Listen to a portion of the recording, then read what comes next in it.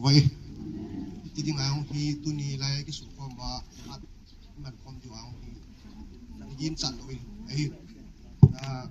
thì cái số president mày cái movement họ sát nó ra lệ cái lúc là thì cái số làm cái họ lâu xí thì xung quanh làm gì họ lâu xí to yếu tố kuma thì anh chỉ bị bài democracy kama cheng hi ji chu kin jong de sa ya la support na sa da chu kan ki bi hin amung nan hilai kan pha no na hi le chan kum nivel hi pha ding akiti ti wa hung ki phazo lo he ji chu ki jong kim pia legal affairs kan pu masanga pa da chu s a ho sa hi da Paul Goldman amun muna chief edition ho gamboi na an to khan ho yo se hi ki tho khom jing wa fight kan ko jing ho ya chu na muna gam ka hu hin het kham kham aman cha gam hu hi chu chan phul hen lang ang pu pi hen lang ting no pal hen lang chan di lang hi lai ho yo se mi pi ai thing san na boi sak na lo ding a chu pan kan la hi ang si kung tain hisan ging ti naman ang so lo tain at tu ni adivasi youth lam kai pa jethi yang ni lang adivasi mina chu an ki kalsong ka ba na chu ke kachang ta ba ta ka chi na chu avela follow up ma chu kan tip le bilang hi security issue jo an sei tain security issue ya chu ground visit field visit pa ni ki cha rút lâm cải phát trụ, nang hung mà sẽ là chút, tao hỏng tận hồn, thiếu một trận đạn, mình làm một phần, không thể tiêu, thì các anh can tiêu khâu này, không tận hồn, ticket, adiwasi, cái số president thì mà ông hi, national youth adiwasi là vice president, bạn lệ, media yo kasi kat kesu media officer milan amay hi Manipur State Executive Youth adinga vice president kat ma he itia hi kesu azong ukil pi azong adiwasi ang ji chu appointment aki he za chu nam wa dinga phatum de ti ki he za chu pan kilai langa hi iho isu pa hi langa ichangya ki phinwa wa hu ti hi langa hu lo le national capital la chung thu setting np chla hu thu lu theding ki tho kom pi thediu ki tho pi thediu mi akifa ji pa le chi yung pa pen te ti kha da chu nam wa de ma chu min te ti ja chu so pha he e chu tribal e ho si tribal hi bowin all india hi ti zo sia hi tribal he thing la mi chan pi am ho yo si ki tho khom vai le ki ha de he ki chu ki na ki ni ya chu bicara pan kila hin adiwa kol pawa kisai ting la zoka hello lowa ini gel mai thewe adivasi ki tila yo english power tribal ting la mi tila hi yo ki tila hi tua adivasi lam kai on achieve all india tribal losi unity hi saking government in ting la mi ho jal jamin jangar la cho thum hi hu tu ka de ga GP khat ai ji wa chu yo ho jong Manipur government ni kamu forest gam balle tui ichilai ithanei nau la pi na ding ahin gun jing hin Manipur government hin ni pi hin he nau evel hi nau ani la sam sak mai thei he gil ta taw tam taw min tin da de in hung ki chu jing le Manipur government ni tu ni time bomb kumjam khan hung ki kam hi tu chungai pu ke 1947 le 49 ki ka hi Manipur hi independent ani man thum chi sunga hi danani ki simin the Manipur Hill People Administration Revolution 1947 icha hi thinghang pum pi hi atum bi dan ki sim yu che ho yo thinghang mi yo si icha hin thinghang ko lo si recognize who existing village yo si ani kisi lo so kein khunungin amat cik ni hukum panen ti ko tam tak recognizing ki bol bezong abo na hi tinglang het pi na gam lo si hi tinglang mi ti ai het pi na sa chu nyum sa hi tai abat kinin 1949 in Malzan agreement ang ki kaizo win ho tinglang yang ko thain chief commissioner in koi pi win president na thani na kun in chief commissioner appointment bo pi win chief commissioner in zong tinglang pum pi hi abo na hill area ta declare ni bola recognize village ko yo si ani bol sa hitai ilai la hin made hi kam made ho hi tribal participant hill area hi yo tinglang mite he ti chu he pi la dum sa hi akum ho hi akum kum dong zia o recognize ho hi hum to pe 47 anim lo ang chu 56 amin 56 lo chu 62 amin ko na government recognize ai so ke cho hi 1960 kumit Manipur Land Revenue and Land Reform Act in 1960 kumit nikisimi chief act hi parliament Manipur hi union territory ani hilai chu statehood unai lo na parliament in ho chi act ani sim hin ho thinghang tribal area tribal ho gam hu na dinga hi dan bu ini kai pi chi yo khat le majority tang da ho non tribal ho yo tribal mil sam ho he gamu la pi kha win te ta hilai la hi yo gam hu na ding dan bu ni kai thau hi tu ni chan ya hi Manipur government la pi ding igu chi wa chu lung thim za hi an na thinghang ai khat so lu na ding hi agun gon ji pipian khat gam tile non tribal gam khat chu tribal maman gam ki chot balle tribal gam khat chu non tribal khat ki chot dile concern agam na district sunga ADC ho burwa ngai na khat gaw ai dunia hi khat wele tinghang gama chu chan pul hi 2022 Billions government lisa so la chu ho zakat so na khat gaw chan pul ni ai chaba Bisenpur district ngai ho la du pitia hi cho chu pe hap ye chu dan ani follow lo pa la hi hang gam recognize ki bol na yo si hi well defined boundary chi boundary no ho yo si sa bona hill area plain area ta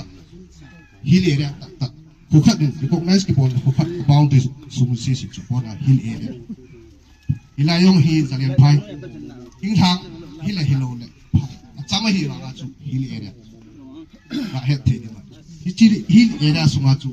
gam phame hi Bisenpur la register ki bo register ki bol pa chu abol ring long hitalo ibol diu langa agam na ibol diu ilanga ga bol phat wa chu Bisenpur jurisdiction extend ki bol hitia chu hung chala example aga abi ko unzo si same case apu bizong balle tiro pallang chan din ja chu ga sei kit sugunu yong khu hill area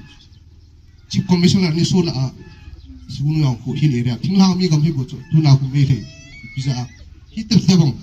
dan kizui lo ji a ti tabong me the gam dana an to pha le mo gam dana ye ta hill area tribal gam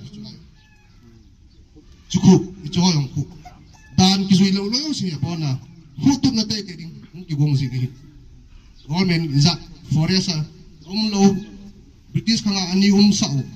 yo het lo sa pa het lo ani sao zo kununga repeal ki bol sa Billion government dana an se ki aban kin le 1951 na pa na recognize ki bol zo wa ko yo si hilai yo hi forest department Manipur government forest department forest come sim do na like Chuchanpur protected forest yo joy 1966 bela tu gazette ani so ini sang ya koi mar het 1966 masanga chu who recognize that Abo na hill area side chu chanpul ko ong kha cham lo anei abum su ke yo so mina anim su ke chu kam lo si yo tradition nu ya kan si land owners chu landlord chu ting hang pum pia ho ting chu house ai boundary ni ki kai su ke ichi recognize ki bola agam nei so ke ka chu chanpul ko protected forest sim no na ring chu forest department gazette notification akso kum ki ho ai le dan du ya forest act du ya chu se le agam nei ho chu government in forest gam so do agot ta zo agam nei ho chu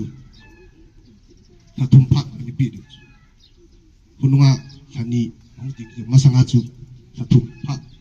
hilai tong hi hilai dung hi chu chanpul ko protected forest sim no di ta thani sungi objection koi agam nei ho notice ni pi du ho amu notice ni pi du ilai ko hi chu chanpul ko protected forest ki sim de ta jin ani sungin objection file volume jong le ta notice a ko kwa cha pi du cha chu house notice a pi jong le house agam hi lai nei to kha pi hi bo chu claim bol na pha ani sunga chu abol du hi ya cho chu tu ni chang ya gazette notification ni so yo anim lo chu chỉ cho vào chỉ cho yếu sĩ chủ không sót à hết cho vào chủ claim mà bỏ cho vào chủ gam chủ lạ tệ tệ a good way này according to land acquisition act government đang khẩn trương gam này khẩn chủ government public property số đó tiếng a good tạo rồi land acquisition act đúng vậy chủ measurement of all due license sĩ chủ dunia pana chỉ chủ chanpul ko protected forest là hộp đi tạo diễn ta gam này pa chủ sumapi compensation là pi it's all so tuni sengya anim lo iti ya chu there is no reserve forest there is no protected forest na clear tam local Nepal government all India government now chu chanpul ko protected tiang pul la ki sim pul ti ju ye chu explain kan bola sa thamkhat he du tam na hết đuôi hết lỗ được hết bụi đi vào chụp hết tàu nó được cả cái gì hết yo cầm cho cái số sản gì lỗ được hết forest kiti reserve forest protected forest wildlife sanctuary kiti hết birin sarkar time bom ki kam hot chu tu ne birin sarkar lin yo kam ata suwa kam la pi ding bo chu i kamu la pi ding i ho hi chen na ding lo al ha ding lo ro sai ke ding ki he bo e plan chu til bol lo siu revenue thu hen lang police boundary thu hen lang forest thu zo kam chu na ting hang i ho adi sang affected i hoi lai ham i ho chen si chu chan pul ve tau til bol ani pul go me abal kang pu pi packet tau ting no pol ve tau abal chan dil i ho target na bol lo siu i ho ira i ho chen tang ngan si chu ago ho ira yo ha chen cha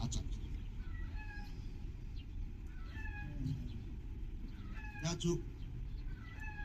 nei hoi itia chu yo pu pau kam recognize ki po government hum zo wa yo recognize ki po na sa chu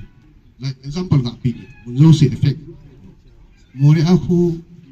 ipitile la ya hu mata ne thio na aki ho le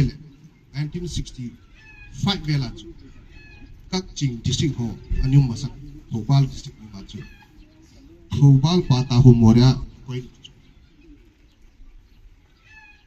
het diwa ka se num chu kam khat registration ne ki porting le kam na ne ting le kuyam khat ko ba su thing hang sungai ne ki chot ting le agam umna district sunga sub district register la registration ne ki porting district lo be un chum be naga bol the the su tan di do illegal ni helai mo na hi chu chanpul kam sum district ho chu chanpul ho recognize ki bol na boundary sunga gam be khat isen pula registration ki bol chu la lo le kha pa tai za din kan ye tiong no chu bo na hill area sunga district chum be khan na gam le kha nan pu lu chu it's illegal la lo le kha he ti chu sai pi ni pi sa dan bu chu dan chil section 28 of the Registration Act 1908 chi dung ju chi hut ase dung ju chu an san nagam na district sunga sub register la officer na ki bol ding pa chu chlai bol lo wa mun chom ba na ki bol chu la lo le kha tuni changya gam le kho in ka le phai chama le kha gam le kho thing la nga hung ki thing hang gam phai chama registration gam le kha ga ho hi ve lo chu me hi a hi do dan Manipur Land Revenue in Assay, Section 158. Assay.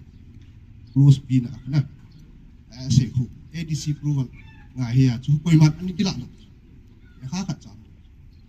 So, bona invalid. Lalo le kat. Bisa at so, may hi. Ito yung si, azui diw, tinghang gam kat ikito diw.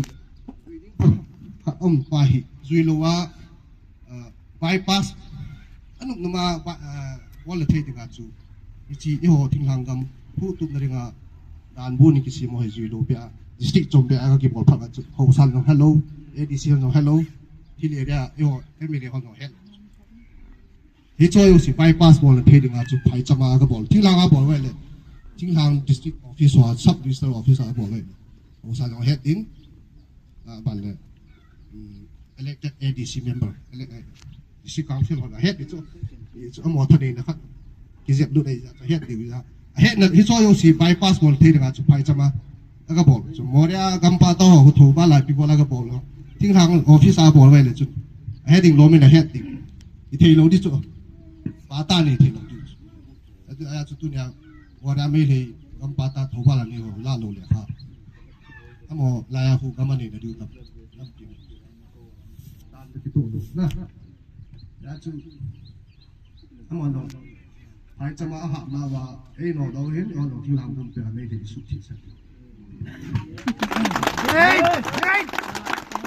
nung cha da diu lam pim lo dan lo dan lo pam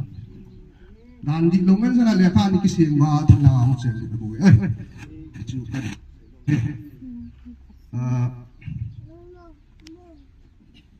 dang pi wa an dam ka poi tu chung hi movement hi mo kasi kami ya chu mi pi wa ami takip voluntary ai ki pi to wa ilung tin wa hi koi ma force of loading impose of loading na eyo ei ma ki gen thak na ipan pa chu ha mi nan sei thu thu pau ki ha na chu ei ma ilung ge lai ki gen tha hello sei chop le tadi lu ka sei ba chu chan pula ko som la zakat la som la ato pa cycle kang pu pdc sung sing sia ko zakat la som ni wa to pa chikile kang pu pi subdivision champhai subdivision kang chuk lang subdivision bungte chiru subdivision pu Nambol sub revenue anilu cho dan di luar tinti bo asu di bawah ini dan ada ani balik saya itu kang abon mana aku kang pu bilang sih ku zakat somwa le ni to pa saya ku lang aku zakat som tim lai long candil sung si aku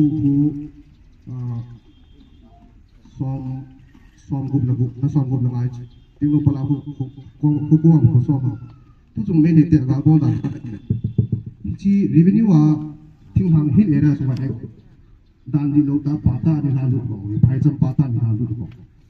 ka ta ne mai ta ka ne chunu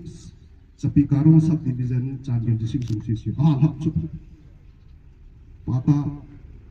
thobal pa ta ani ha lu na si tu akak chi kita yo na masalah tu thobal district ni sama chu ani ha lu si ko ha di lo palong som ya ko ate ko ha ban le kang pu pi cycle lang si ko island block ki chai revenue ani ha lu si phai cham in far east revenue ani ha lu si ko ta ate ko wa a chai ke alien notice thai kun long long ke phu ge ki chai ra lo nga na thik tam tak ni ki bol leo si ate ha bo de sa so yo si hi dan dung yung ki bol ve le ai thei lo ding an sin hi ya chu nam phua la pin ring ni bu an ga du he bai lo chu se di le hi le ra chu thai cha pa ta lam pim lo pha chu izo lo du he ji wa chu mấy thằng mấy chẳng ăn mặn cháo à bị điên của mình không biết thua à cho yếu thì sụp thêm lên đi ăn vô sai cái nào chú nghe xem là Hindu họ cái thua pina để chắc gì vậy chú mấy thì dùng chú Christian ông Hindu ông Hindu sẽ hello chú Hindu cả cái chuyện kia và đi ta ở xung quanh Manipur làm pa hết tua titular king jo si aramba hon aplan ni sanamahizam hi amo masanga Hindu religion ho hulu masanga sanamahizam pa hi amit takit hi lampua panwa ale bo sa yu lung jewa Christian han lang nei hi Christian han lang piao abo cha bu hun jong ha amina chu trong khat ri chu ho i bol sung wa chu Hindu ho dang ho ki thobi na ngai cha jewa Hindu ka ga pi chi Hindu cái gì mình đưa ra tiểu này tâm tại cái gì thì có một để chắc gì mà propaganda ra cái gì cũng kêu cũng kêu họ hi bảo mà bằng illegal immigrants refugee hi bin khu tâm tập cái gì mà hi mi mù đi mà chứ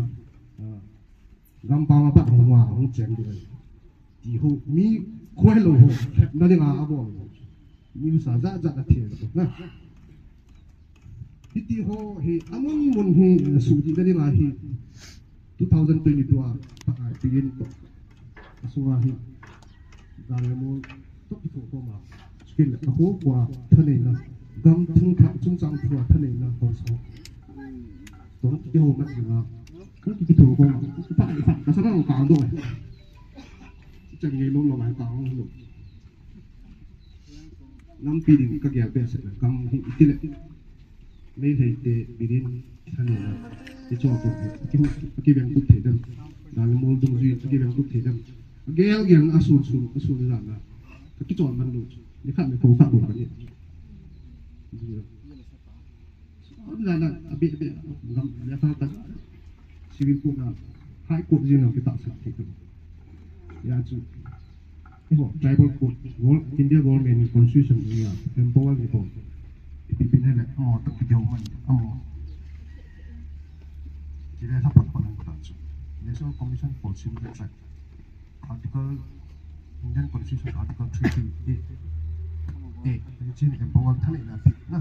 yo tribal ho right tin hang ho right safeguard ho na di ma kisim to yo ho na kisim to kan ya chu mo ko ba pan pina bituma gam ts yo si mo ko forest chief conservator him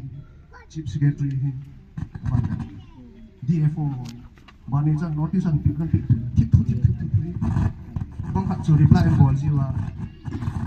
ka se din ka bin phat ni na chu loi bol ko no au sa pu kun in moi asu le thing khan an ye phu le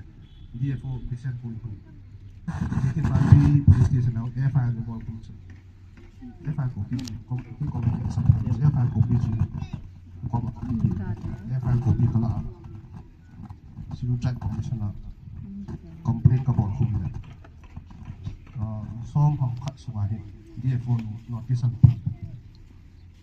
ki mo na yo si hi adon ko ji ka ha pun le ka ni am thilo wa bidian in nam phua til le la china bowling khu china bowling ati a ball ji thu na a chu na the di le kha ni lo thu le la la ama ya chu Manipur ka tinglang ku kilen sunga forest ka bangpoi reserve forest lo reserve protected forest lo wildlife sanctuary lo balle protected sai lo ang jin ko bro protected sai lo ku kilen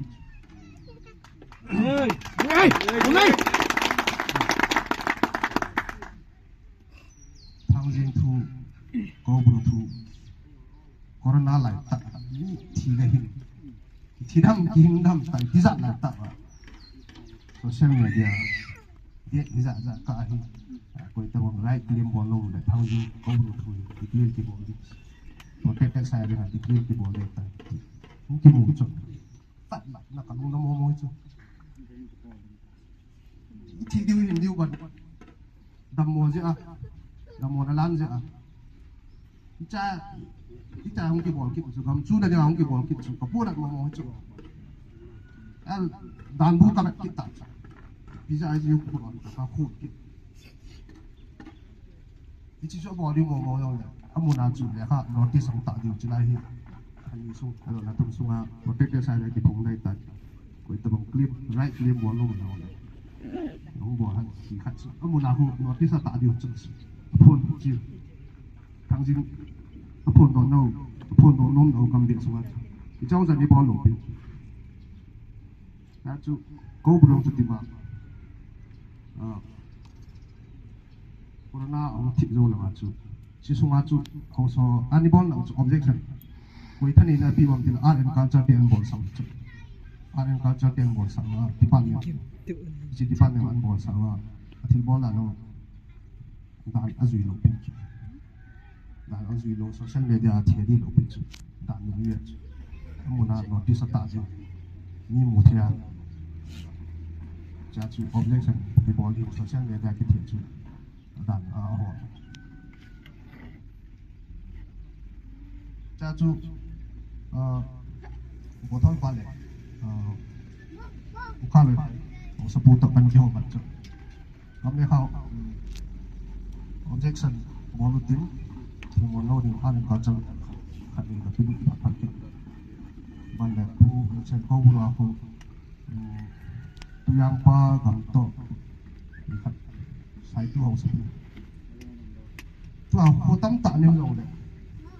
British ho kang lai chu sai tu pa kang la tong bi chang ni khu sai tu pa kang chu ko ru lai kha pa na sa lang si khu a thang khat khu tu yang pa pa wat tu yang pa wat tu khu tam tam sai tu hau si khu sai tu pa kang ya tu khu tam tam amachi ban ma la jo tha men si我们到去谈点个地方嘞，计划嘿，今天我们呢，累积好来呀的，他好计划嘞，我听看，我第三说就话，当着可他当呀，就做咁厉害，叫忙配路做，我咁去做啦，然后聊咯，我们咁说落那听看，我第三说嘛上话咁厉害你莫做，加把那做 baseball 啦，计划咁嘿。buka cái bao gam hi tin the di khana chu an lui ho ki hol chu ilai jong hi ipile ha ki mangam buka lai khai pa ko thar pa si protect tan sai to ki manga chu pa chu gam le kha ko au ki pizza ba pa na ho ki hom khan chu which is then got recognize in the ball no ma wang ma hi ta yo khat le ho ki gam hap ti lo dio chu recognize in the ball mi ta se bo gam le ha no ye na hàng bom bia bo na ok ti bizat len ichi len record ye chu kam thong ki se phan le record bu ya pa da ban ma na ho ko me ya chu ban ma na history me ya chu na kini no alui pen cha chu le ok ti bizat len ni ya chu si su kas kan pat me oh cha pa da chu ki pa nai ti cho a ko na chu proof ki bo the chu forest gam hi poi 1962 dunga romen forest sim no na an bol pan ho chu ku ki te gam recognize anung na chu ho ki visa pa hi cho gam hi government gam hi poi ti le na chu cho le ka cha history gam history ko le di ko origin chu alui pe ni no origin chu sa pa na ban mana su na di ma kan sai ko dunia hi ho yuang pawin gam hi wa chu ban mana ku sim je chi咁有時到排啲就點辦？我本身要下先咩事要，你到拍數嘅位嘛？我嚟試下吉人話呢度，咁我咁疏落呢啲，มันนี่พูดว่าเป็นคำสู้โดนน่าจะเอาบุญนี่咁我แค่ผ่านตีกิโล kamu hi sum to he thi ke su general kotal ho 2022 da la chu sa mai pi tu to te nam chu ke le mo te sa ta kan dil ko ni ke to kom di kam hu du koi mani pun gon men sa tha yin no di ka chu ka ke ti ko no na tu ni chang ya hu ke pen tu ni chang ya ke chon man lo he phát sẽ gal ki sa jing yu ho front line na sa ka min na ni pi tha le zunga ponga sa ka min yo in ka lung thim le pain is mightier than sword at you pain ka za wa kam ka hu yu da le zom chi na i bon wa e ki tho ko ni wa chi ha we nam phua min en bol phat wa chu nam phua e ki le bol lo le the twang hi dan le mo lai zo lo phat wa chu ni pi hu ame de mi pyo wan ti ji wan so ni la how thu an na reason thu an pan sa bi san go mi pi hu moi dang la hon ti wa go bru protected site ni la go men chen la za tham the lo ta cho dan na ho lo go men basis go men a ku na chu dan na ju ngai a chu dan nu ya de tham the lo phat la chu mi pi wan ma cha ya chu mi pi ri ti ki wa na don s các bộ phụ nêu hình tin họ khăn na gam các ngày lúc này trong hình tin của kim kia lý do là khi sao các phần các bộ phụ khăn trong hình tin cụ thể rằng chú cầu cái rồi chẳng hạn qua cho mọi mi pi thân đấy đang dạo về đây họ mi pi thân đấy là cái bài tụng nha mi tin căn sĩ sọt biệt hiện tại những ngày đang nhìn lòng sẽ kêu nhiều đấy mi pi hạn ngày pi thani na hat ngai gal bol hi igan ti su ke ngal kyong gan ti no na gan ti su không igan yo sa gan ti su noi wa gal yang sit hin bola tha chi mi ti hin gel chu yo hi no pi chamo ngai da ma ki thum diu noi wa kun wai separate message imu ta ka wa ki chon ni ti ni avela moto taka nung chen khom tunya gam hi chu na ding hisa an bol ho tunya kan sin tham kha ho tuina be ling kha ding go men khat no chen khom ki thil bol lo siu heta hi chi i gamu la pi dim gong ji ho tu avela nung chen khom ki ha na lu na bo we ele e suicide ki bol ta mo ele ni ta ta win gamu yo chi ni la pi ta win CM administration ang ngom ki tao ti ti ni chu ka ka mo ni la pi win lang na bol ngai bol win lang ni thanum ni that win lang i tiu ta bok ya chu i ki hin so na diu i gamu ki sim hoi na diu jalen ta India independence ang wa ngai tu jang ya ku ki independence cham na ai di min bonga han tu na ma cha na le democracy at ai na bin mo enjoy bol nai su ta ba mai lai ya chu avel bela zalen gal isa dana hom do pu pawen englo ko kiwal ani sat bin ai ne ho ikamu hu na ding ani sat bin tu na he hon avel bela nam tam ho to a ku na ki ben na ding ai ikamu e ho ki ben do na avel cham that isa dana hom do na ku na kam he ji lo thei la wa separate message sa imu ta ka wa gui hun ta ka wa gui hun sa ta ka wa hi ni pi pan la na ki tho ko mai kamu hu chi di hi chu kan si ke pa